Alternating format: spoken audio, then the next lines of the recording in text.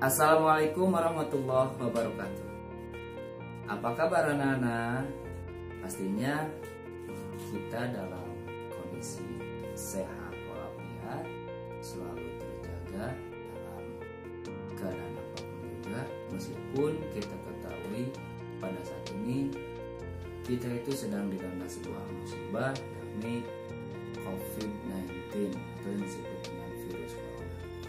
Baik anak-anak, pada pembelajaran kali ini ataupun pada kesempatan kali ini, Bapak akan sedikit mengulas dan sedikit menyampaikan tentang materi sejarah penglihatan untuk anak-anak kelas 11 SMA IPS.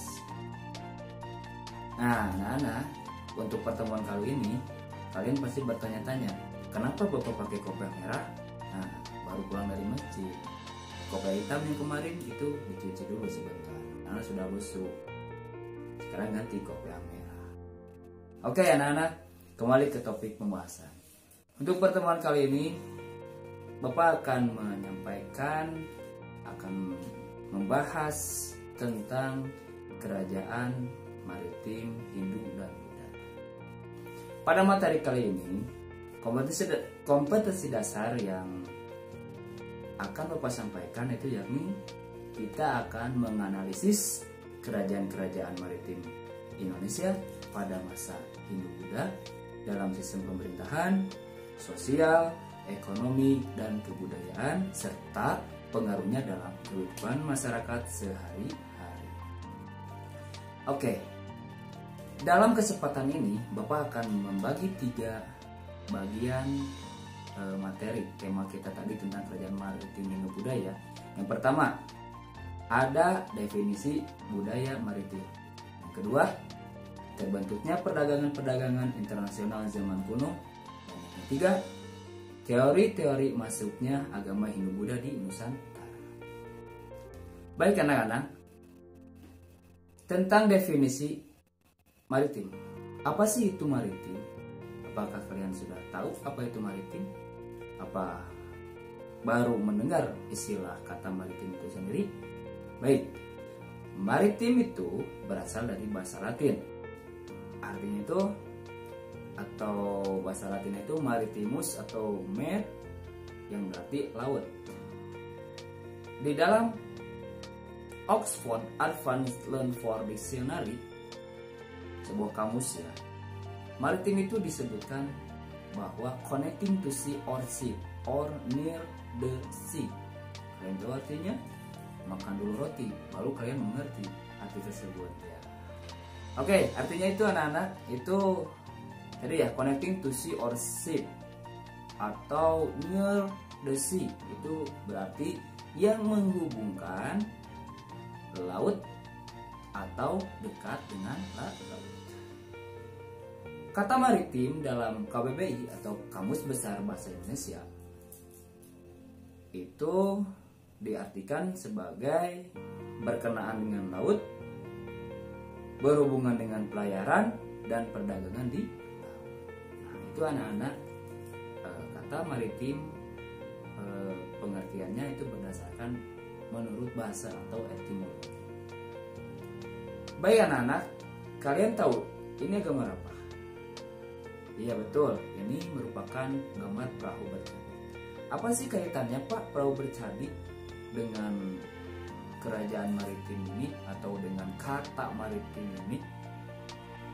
Kita ketahui bahwa dalam sejarah itu mencatat bahwa sejak masa praksara, masyarakat Nusantara itu telah memiliki kemampuan berlayar dengan menggunakan perahu bercandi.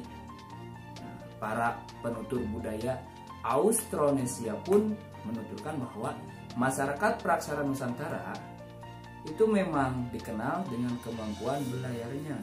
Bahkan teknologi pelayaran memang sudah dikenal sejak nenek moyang kita Nusantara pada masa lampau. Oke.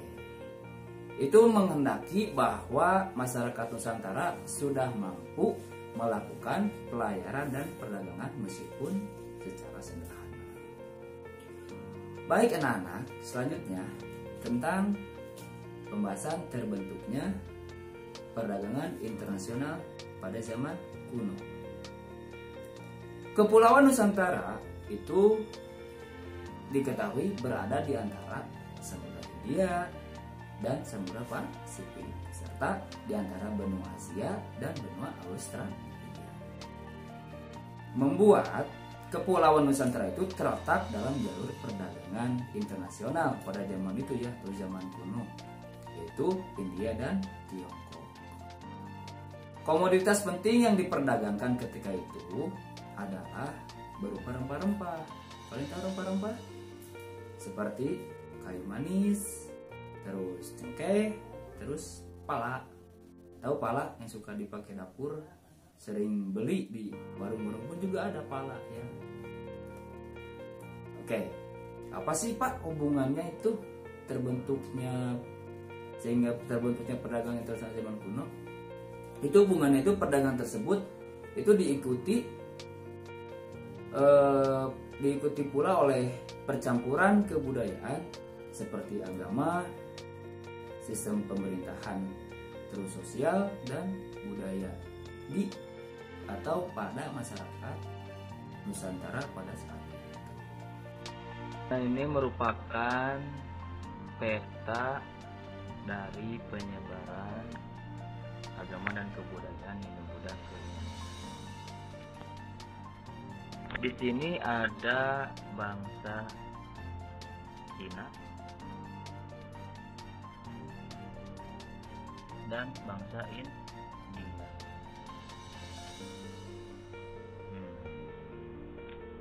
Mereka itu melakukan hubungan perdagangan yang mana melalui jalur perdagangan Selat Malaka. Ini tepatnya.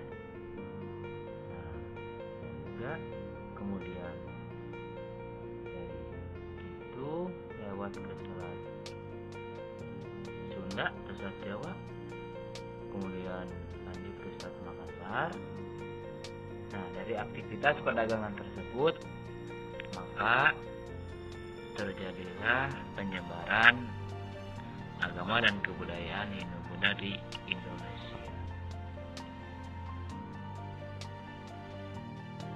Oke, kita lanjut ke pembahasan berikutnya, yakni tentang teori-teori masuknya agama Hindu-Buddha di Nusantara.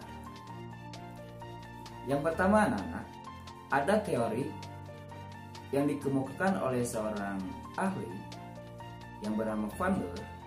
Itu teorinya bernama Brahmana. Beliau menyebutkan bahwa terjadinya atau masuknya agama Hindu di Nusantara itu disebabkan oleh pengaruh kaum Brahmana. Hal ini itu berdasarkan atas temuan prasasti-prasasti yang menggunakan bahasa Sanskerta dan juga huruf Pallawa. Kalian tahu bahasa Sanskerta dan huruf Pallawa? Kalian nanti bisa cari-cari di perpus, lihat buku, lihat literatur itu seperti apa sih tulisan Pallawa, terus huruf Pallawa dan bahasa Sanskerta itu. Nah, kemudian yang kedua, ada teori yang dikemukakan oleh seorang tokoh yang bernama Majunda. Itu teori kesatria. Itu beliau menyebutkan bahwa pengaruh Hindu di Nusantara itu disebabkan oleh peranan para prajurit India yang mendirikan koloni-koloni yang mendirikan koloni-koloni di Asia Tenggara. Akan tetapi pendapat ini masih kurang meyakinkan. Kenapa? Karena tidak ada bukti arkeologis yang menunjukkan ekspansi itu perluasan kekuasaan yang dilakukan oleh para prajurit kesatria tadi ya. Nah, itu tidak ada bukti-bukti. Maka teori ini banyak yang menyangkalnya. Kemudian yang selanjutnya ada teori Waisya ya, yang dikemukakan oleh, ada yang tahu? Tidak tahu? Apa kasih tahu? Dikemukakan oleh seorang tahu yang bernama Krum. Nah, Krom itu menyebutkan bahwa masuknya agama dan budaya Hindu di Nusantara itu dilakukan oleh kelompok pedagang.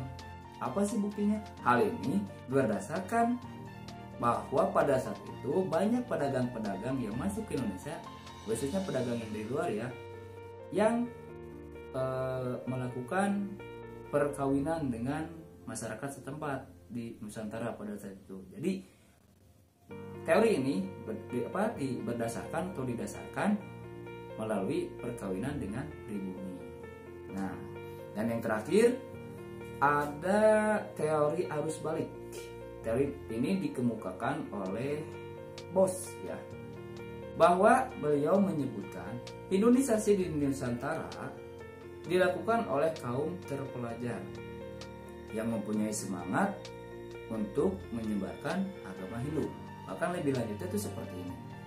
Jadi orang-orang terpelajar yang di Nusantara itu dikirim oleh raja-raja yang berada di Nusantara, khususnya pada situ kan di Nusantara itu bukan raja-raja, maaf ya, itu dikirim orang-orang yang mempunyai semangat ingin menyebarkan agama Hindu ke India atau untuk mempelajari agama dan kebudayaan Hindu. Mereka belajar di sana terus balik lagi ke Nusantara dan menyebarkannya ke seluruh Nusantara. Nah itu.